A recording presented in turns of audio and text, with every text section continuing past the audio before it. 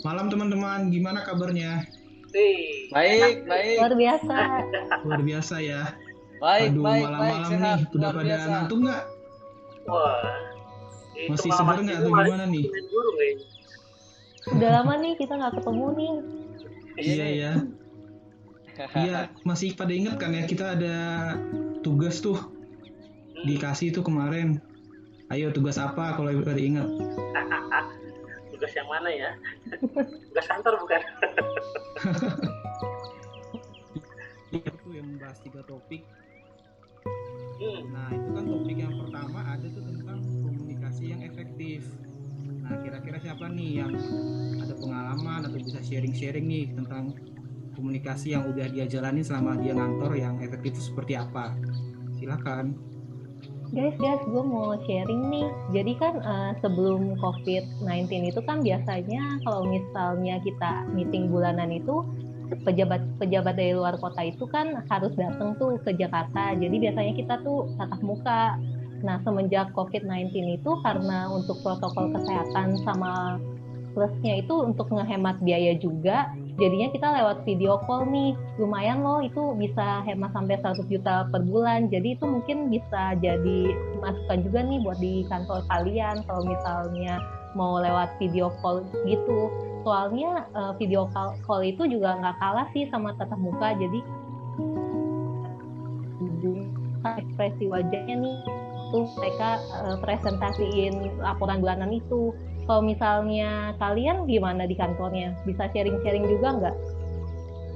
Kalau itu sih, kalau di kantor saya sih, karena perusahaannya masih apa namanya, masih perusahaan ya kecil, terus isinya juga rata-rata teman apa namanya keluarga gitu. Terus pada berumur juga, pada gaptek teknologi juga. Jadi kita komunikasi cuma via telepon. Jadi kadang kalau lewat telepon itu emang kita nggak bisa lihat bahasa tubuhnya mereka kan, sama ekspresi wajahnya. Jadi jadi kita nggak bisa dengar tuh apa namanya. Kita cuma bisa dengar dari nada suaranya doang. Jadi sama responnya juga cuma dari telepon. Gitu. Nah, Gimana tuh kalau Mas Andes tuh? Ada cerita iya. nggak tuh? Kalau lu masih mending bisa pakai telepon lah. Gua nih kalau nelpon kantor kan ada satu kantor itu di Uruguay itu ya. Di Uruguay itu bedanya 9 jam lebih lama dari sini. Jadi di sini jam 9 pagi misalnya, di sana jam 10 malam gitu kan, jam 12 malam. Nah makanya kita nggak mungkin kan main telepon-teleponan, dikira hantu nanti kita telepon malam-malam kan. Jadi makanya biasanya kita komunikasi lewat email tuh gitu kan. Cuman memang kendalanya kalau lewat email nih biasanya karena banyak kontak gitu masuk, dan kadang-kadang ya lagi-lagi kalau misalnya terkait dengan kuotanya bisa nggak masuk-masuk atau apa gitu kan. Jadi pernah waktu itu kelewat dan gue di WA buat balas. Jadi ya gara-gara itu gitu kan, karena kita nggak ngelihat email gitu. Dan kadang-kadang juga pesannya kurang jelas, jadi gue reply email, gue tanya bener gak nih pesan masuknya kayak gini gitu kan. Jadi itu kalau kendala gue di email ya dengan kantor yang ada di Uruguay sono gitu kan. Itu Mbak Luli. Mantap sharingnya. Jadi dari Mbak Yuli, Mas Demi sama Mas Andesa beda-beda semua ya. Ada yang pakai video call. Terus kalau yang Mas Demi juga pakainya telepon, bahkan yang Mas Andesa karena jauh dan beda juga zona waktunya jadi pakai email. Jadi bisa disimpulkan kalau kita membahas komunikasi efektif itu berarti kita harus melihat dari sisi pengirim pesannya. Nah, sisi pengirim pesannya itu harus mengirim pesan yang jelas dan lengkap dan juga bahasa yang dimengerti oleh penerima supaya penerima dapat mengerti apa yang akan disampaikan oleh pengirim pesan. Oke, kita lanjut deh sekarang ke bahasan tentang informasi teknologi. Siapa nih yang bisa sharing nih? Jagonya IT lah Mas Demi ini Mas. Wah iya, ayo Mas Demi, gimana Mas Demi? Enggak, jadi kan apa namanya? Karena di tempat saya kerja kan saya pengen cari tahu apa sih sebenarnya di luar sana. Ini apa namanya? IT itu penerapannya sampai sejauh mana gitu kan. Terus saya coba baca-baca cari artikel-artikel gitu. Nah, ternyata IT itu bisa buat ngembangin suatu bisnis itu signifikan sekarang. Contohnya gini, misalnya nih ternyata nih Tokopedia misalnya, Tokopedia itu kan e-commerce tuh besar juga tuh.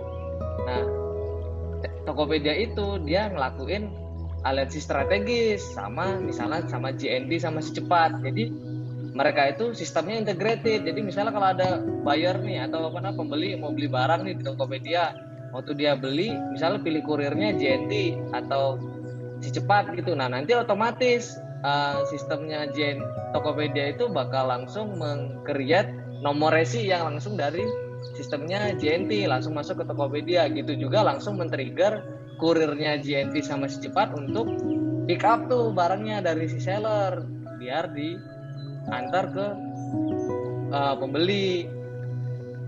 Terus ada lagi ternyata IT itu yang bikin Nike sepatu tuh, perusahaan sepatu makin udah sangat maju dalam proses produksinya. Jadi ternyata Nike itu dia bikin satu struktur jaringan ekosistem bisnisnya yang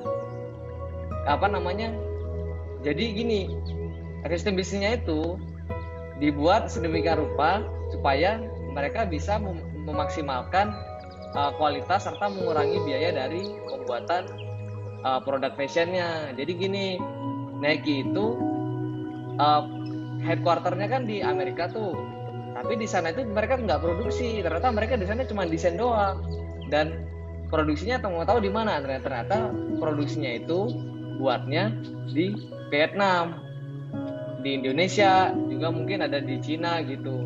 Nah jadi mereka bikin sistem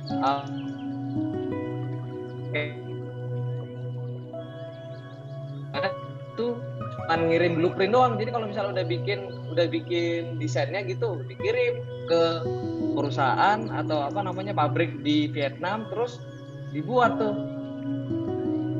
sepatunya misalnya di Vietnam. Nah terus saya baru tahu tuh ternyata dengan kayak gitu mereka potong biaya produksi gede juga, karena kan dari gaji aja, upah buruh aja udah jauh banget beda kan. Kalau misalnya mereka bikinnya di Amerika jauh lebih mahal daripada upah buruh yang di Asia Tenggara gitu. Jadi saya lihat sih kayaknya sih memang IT itu sekarang bisa bikin bisnis itu jadi lebih efektif dah, jadi lebih efisien dah gitu. Wah mantap Mas Demi. Itu Mas. Ya berarti memang IT atau teknologi informasi itu berperan besar sekali ya di perkembangan perusahaan, terutama yang mungkin masih yang perusahaan berkembang atau yang startup, tapi bahkan untuk yang sekelas Nike aja masih bisa meningkatkan efektivitas perusahaan mereka. Oke, berarti betul tuh. Jadi kalau contohnya aja tadi tuh yang ceritanya pakai video call tuh kan zaman COVID nih sekarang, itu juga salah satu pengaruh IT kan untuk pengaruh IT di dunia bisnis saat ini. Kalau dengan adanya IT, dengan adanya teknologi video call tuh ya kan, akhirnya kan orang nggak harus bertemu, terus orang bisa koordinasi jarak jauh, terus kan kemudian yang dulu mungkin segala sesuatu meeting harus on the spot, harus ketemu tatap muka, sekarang kan udah bisa jarak jauh. Jadi koordinasi, terus koordinasi antar bagian, antar divisi ataupun antar unit bisnis itu bisa terjadi dengan efektif, efisien, walaupun tidak ketemu langsung gitu. Yang paling penting sih itu juga hemat biaya sih, banyak biaya yang itu betul tuh. Contohnya biaya pesawat, biaya hotel, betul. dinas, makan, cutting cost lah ya berarti memang. Iya, cutting cost tuh. Betul. Kalau Mas Andesta gimana di perusahaannya, penerapan IT atau perkembangannya gimana nih kira-kira? Iya sih sama, tapi memang sekarang ini ya dengan cepatnya perkembangan IT malah kita hektik dengan IT ya. Mungkin itu dampak kali Mas Demi ya. Jadi kita ngezoom aja kadang nggak satu gitu ya, minimal 2, 3, 4 yang didengerin berapa gitu kan. Tapi kita harus ngikutin semua, karena ya dengan kondisi seperti itu orang bisa untuk melakukan rapat untuk kelompok mungkin ya. Jadi capek sebenarnya. Tapi ada juga nih menarik nih Mas, dengan penerapan IT ini juga langsung terkait dengan materi saya nih tentang konflik ya. Jadi ternyata ya dulu kan kita biasanya kalau tadi ya minusnya yang tadi Mbak Yuli sampaikan, komunikasi itu kalau langsung itu kan kita bisa tahu kondisinya oke atau enggak gitu kan, terus bahasa tubuhnya kita bisa tahu. Kadang nih kita sering juga salah pemahaman ketika kita berkomunikasi entah telepon, entah melalui email gitu, padahal banyak sekali hal yang tidak kita ketahui gitu kan. Nah ini yang saya pengen curhatin sebenarnya. Jadi di kantor saya ini ya terutama saya dengan apalagi dengan akhir-akhir tahun kayak gini ya Mas Demi ya, akhir tahun kayak gini, wah itu kok yang namanya jalur komunikasi udah ngacak kemana-mana gitu kan, dan kita pun kadang kelewat dengan informasi-informasi penting lainnya misalnya gitu ya. Jadi kebetulan saya sempat ada permasalahan dengan satu bidang keuangan tentunya mungkin ya, karena kan saya sebagai pelaksana kegiatan keuangan itu yang ngasih duit gitu ya. Tiba-tiba dapat informasi bahwa itu disampaikan bahwa maksimal tanggal segini, wah itu mundur dari yang kita perkirakan kan. Akhirnya kita timbullah konflik di sana gitu ya. Dan susahnya ketika kita nge-zoom kan nggak mungkin kita berantem di Zoom ya, di telepon pun juga susah gitu ya. Jadi akhirnya ya mau nggak mau kapan dia datang ke kantor kita datengin gitu kan ya. Nah ini yang menarik ya, konflik di organisasi ini mau nggak mau kayaknya hampir semua organisasi memiliki konflik yang pasti ada konflik gitu. Nah cuma memang kita ada satu prinsip tuh yang saya baca di bukunya itu bagus, bahwa kinerja itu optimal ketika konfliknya pun juga optimal. Nah kita kadang bingung ya titik optimalnya konflik itu seperti apa. Jadi bukan nggak ada, jadi kinerja bagus itu bukan dari karena nggak ada konflik, ternyata harus ada konflik dulu gitu ya. Nah ini yang terjadi pada kita, dan kita tentunya sama-sama ya bagaimana caranya supaya kita bisa memaksimalkan itu gitu kan. Jadi akhirnya ya udah. Nah banyak ya strategi-strategi dalam menangani konflik. Salah satunya negosiasi nih. Ini negosiasi karena kita dengan satu bidang itu punya yang sama gitu. Jadi akhirnya kita inilah belajar, bicara dan ngobrol lah dengan mereka gitu kan, bagaimana supaya sama-sama win-win solution lah ya. Karena kalau yang namanya negosiasi ini kan ya kadang kita harus ngalah, kadang dia harus ngalah gitu kan. Nah jadi ternyata ketika negosiasi dan sebagainya, ini ada ini juga yang paling ujung ini gitu kan, ternyata di kantor itu banyak politik juga ya. Ini yang mungkin di tempat Mbak Yuli, Mas Demi ini kerasa politik ya. Kalau biasanya kalau kantor itu politiknya rata-rata masalah karir, masalah masalah ya naik jabatan dan sebagainya gitu sih. Kalau saya, kalau menurut Mas Demi gimana nih, apa yang sampai sekarang masih belum selesai Mas Demi untuk masalah keuangan gitu ya? Mungkin ada perspektif dari Mas Demi atau apa? Nah sehingga mau nggak mau ini harus diselesaikan karena tenggat waktu udah sebentar lagi kan ya gitu ya. Bentar lagi Mas Desa.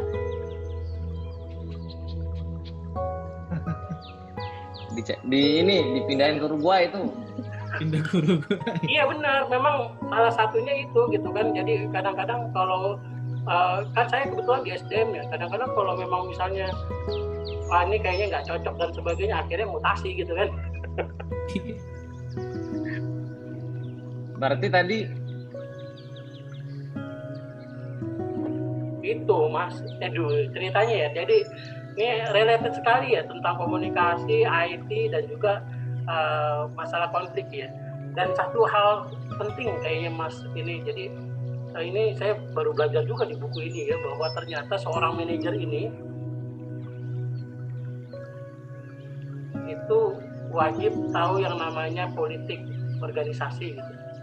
Jadi kalau apalagi kita ya Mas Dewi, kadang-kadang kita ingin karir dan sebagainya, kita ingin mempengaruhi, ternyata seorang manajer itu juga harus belajar tentang politik yang ada di kantor-kantor kita gitu ya. Jadi misalnya di kantor kita ini politiknya ada berapa kubu dan sebagainya gitu kan, karena kadang ada sesuatu yang ingin kita terapkan di organisasi, tapi kita juga harus bisa mengajak orang itu supaya bisa ikut gua yuk. Gitu. Aduh lucu banget. Kepotong Mas tadi, Kepental. Kepental ya. Itu ceritanya Mas. Jadi ya kalau saya bilang tadi berarti kita nih kalau pengen karir pun juga harus tahu politik kantor ya, politik organisasi. Karena kadang ada beberapa hal yang pengen kita raih gitu kan. Kadang-kadang berpolitik juga. Karena ternyata ketika ada konflik ya ujung-ujungnya di politik. Iya. benar itu Mas Andesta. Kita kalaupun di kantor kan pasti antar sesama kolega atau bahkan ke atasan aja pasti adalah perselisihan gitu ya. Kadang-kadang mungkin di satu kerjaan kita ada beda pendapat, atau mungkin kita maunya ini, bosnya maunya itu gitu ya. Jadi memang kita harus tetaplah mencari kayak Mas Andesa bilang win-win solution ya, untuk kedua belah pihak supaya tercapai kepuasan di kedua belah pihak. Mungkin Mbak Yuli ada mau sharing juga kira-kira konflik-konflik apa gitu yang pernah di kantornya? Oh, sejauh ini sih untungnya masih aman sih kalau di kantor, nggak ada konflik-konflik. Aman berarti ya. Kalau ibu-ibu kan dia menjauhi konflik kalau bisa ya. Betul. Benar. Nggak ada, kita Nggak ada, kan aman perusahaan keluarga tuh. Perusahaan keluarga mah rukun-rukun aja kalau masalah kerjaan. Ntar kalau di rumah baru berantem. Siap. Kalau Oke keluarga, deh. perusahaan keluarga, kalau berantem itu dikunciin pintu, jangan-jangan di dalam. Udah lo, keluar aja lo. Privat ya berantemnya. Iya.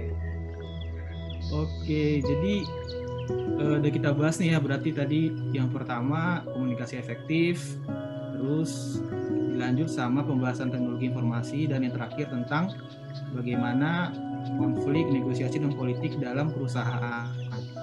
Nah, jadi kira-kira dari Mbak Yuli, Mas Andesta, Mas Demi ada yang mau ditambahkan lagi nggak untuk sharing-sharingnya?